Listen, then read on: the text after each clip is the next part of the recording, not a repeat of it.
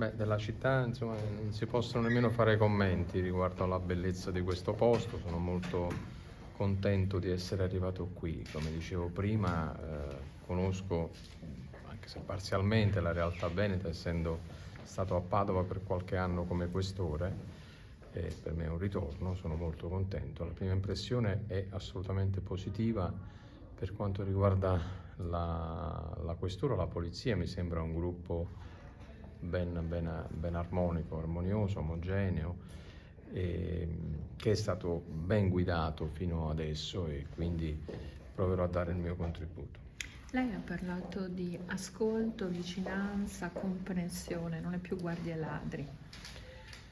Sì, infatti, insomma, qua è da ormai qualche, non anno, ma decennio, insomma, è cambiato il mondo ed è cambiato anche il modo con il quale si percepisce la sicurezza.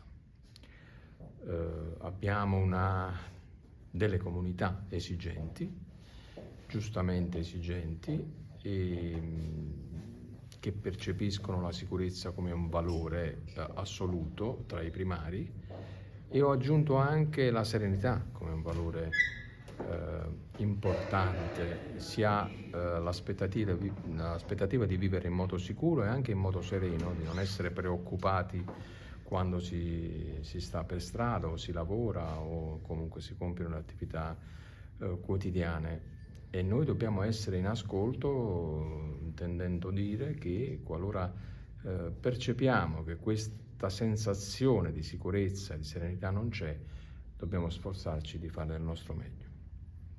Parlando di metodologia, signor Questore,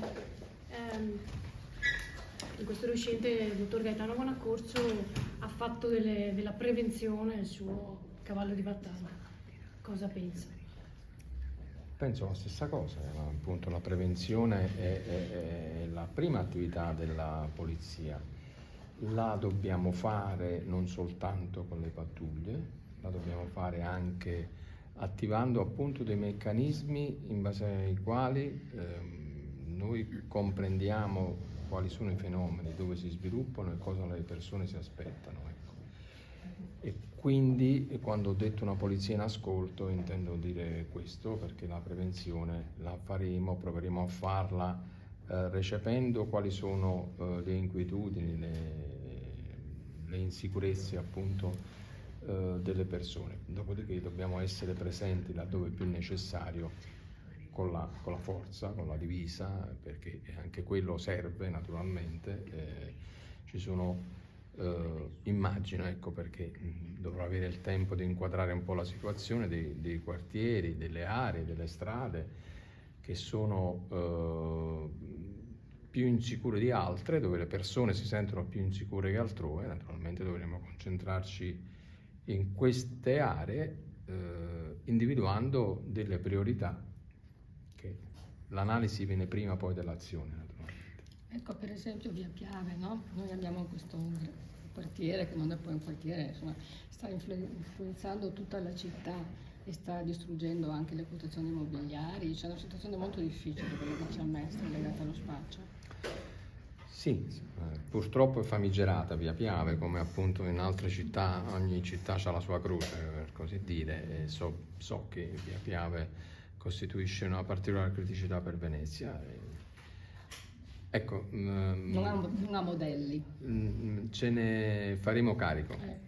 Diciamo che in un certo senso forse quando lei era a Padova il problema dello spaccio era in via Anelli, magari oggi la centrale dello spaccio riconosciuta è proprio Mestre, mentre diciamo che a Venezia il problema principale forse sono i borseggi, ecco, quindi beh, ovvio che non può risponderci a tutto oggi, però magari queste sono le due piaghe forse. No, ma è quello che poi naturalmente non conosco, ma mi sono fatto spiegare già a grandi linee le cose, insomma. So bene che c'è una questione borseggi a Venezia in centro, e invece la questione di Mestre, di via Piave, dell'area della stazione, anche se credo che sia un po' migliorata rispetto al passato, da quello che mi hanno raccontato, ma continua a essere un problema e se voi lo dite vuol dire che è un problema.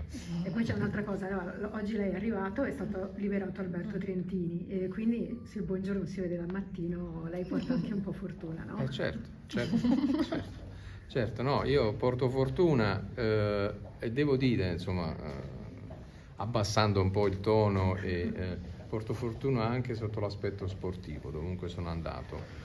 Ho ottenuto grandi risultati, quindi auspico che succeda lo stesso anche qui, con il Venezia. Venezia è una città, Venezia è un centro storico di grandi eventi, quindi ha questo elemento in più, no, che la comuna se vogliamo, a Roma piuttosto che a Milano. Ci sono tanti eventi internazionali. Credo che sia uno degli impegni prioritari questi, lo so, insomma, che ci impegneranno sotto il profilo della sicurezza, innanzitutto di personalità importanti di livello internazionale che vengono qui.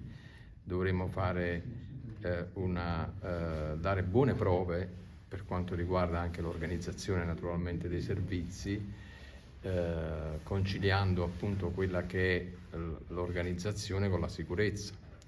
Non essere invasivi, ma essere sempre molto attenti e presenti, perché insomma, non voglio ripetere cose banali, trite e ritrite, ma Venezia è veramente una vetrina internazionale, per cui mi è ben presente questo.